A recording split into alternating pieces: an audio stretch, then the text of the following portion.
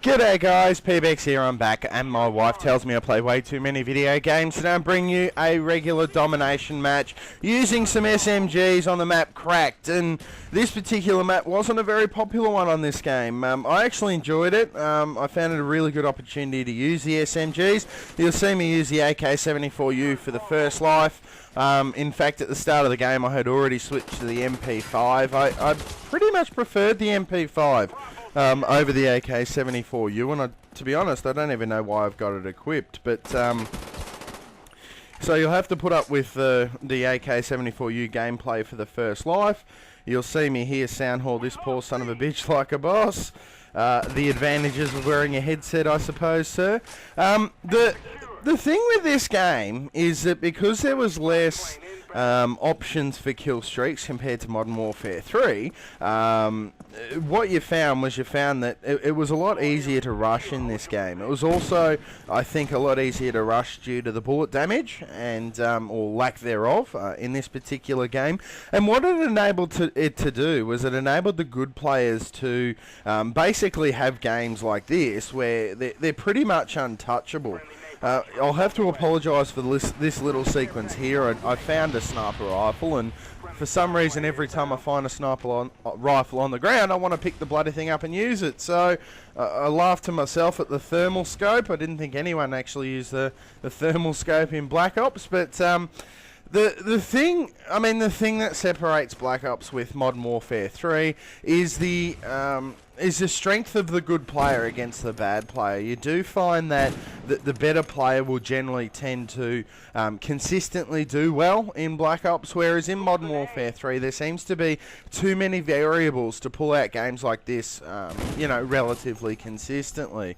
I think in this particular game I do only have the one death, so it should be some fairly exciting gameplay to watch.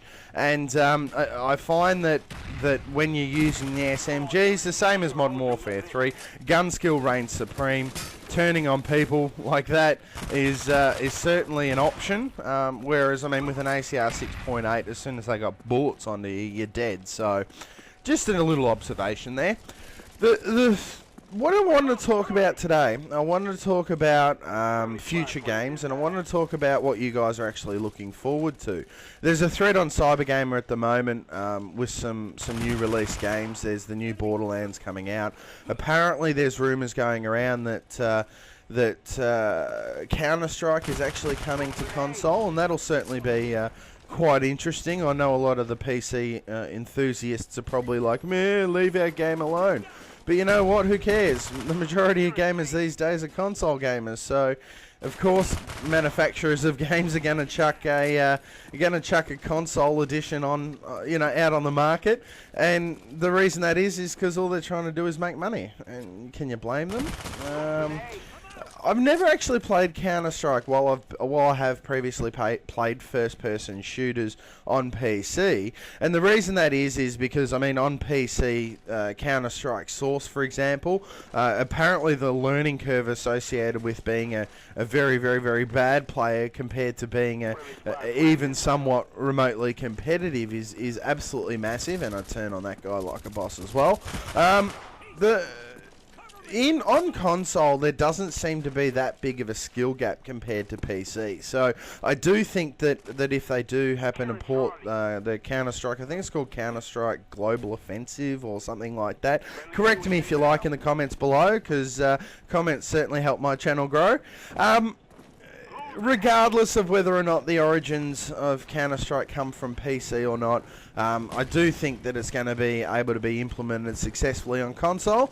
I don't think that Call of Duty can do much different than what they're already doing. I think that they've sort of reached their potential as far as graphics on this current generation console.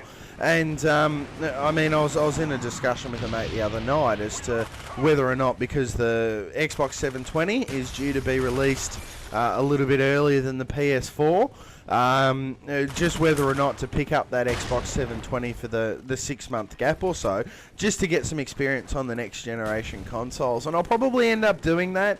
I hope to God that they do fix the sticks on the Xbox console. I hate the inverted sticks. I do like the dome sticks of the PS3 controller, but I mean, to each his own.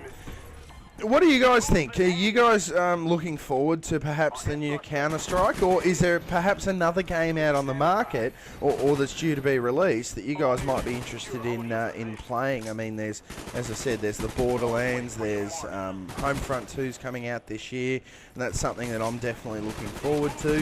You got the new UFC coming out as well, and I mean, I picked up the first UFC. I've played the other couple. I don't really think that's my kind of game. But it's certainly very enjoyable to play as a once off, twice off. Don't know if I'll own it or not.